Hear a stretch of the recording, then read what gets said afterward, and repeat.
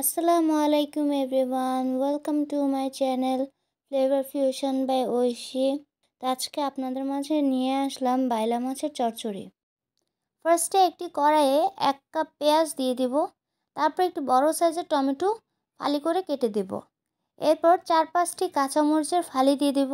এরপর একে একে 1 চা চামচ জিরা বাটা, 1/2 চা চামচ রসুন বাটা, 1 চা চামচ পেঁয়াজ বাটা, 1/2 চা চামচ ধনিয়া গুঁড়া, 1/2 চা চামচ হলুদের গুঁড়ো, ঝাল যে যেরকম পছন্দ করেন সেরকম মরিচের গুঁড়ো দিয়ে দেবেন, আর পরিমাণ মতো লবণ। 1/3 কাপ সয়াবিন তেল দিয়ে দেব। এরপর সব ইনগ্রিডিয়েন্টগুলো ভালো করে মেখে নিয়েছি। এরপর বেলে মাছগুলো দিয়ে মেখে নিব। তারপর 1 কাপ পানি দিয়ে মেখে চুলায় বসিয়ে দিয়েছি। এরপর মাছের চচ্চড়িটি হয়ে আসার আগে আগে ধনেপাতা দিয়ে কিছুক্ষণ চুলায় রেখে নামিয়ে নিয়েছি। তাহলে তৈরি হয়ে গেল বেলে মাছের মজাদার চচ্চড়ি। রান্নাটি ভালো লাগলে চ্যানেলটি লাইক, ফলো অ্যান্ড সাবস্ক্রাইব করে পাশে থাকবেন, যাতে করে আরও নতুন নতুন রান্না আপনাদের মাঝে উপহার দিতে পারি। আল্লাহ হাফেজ।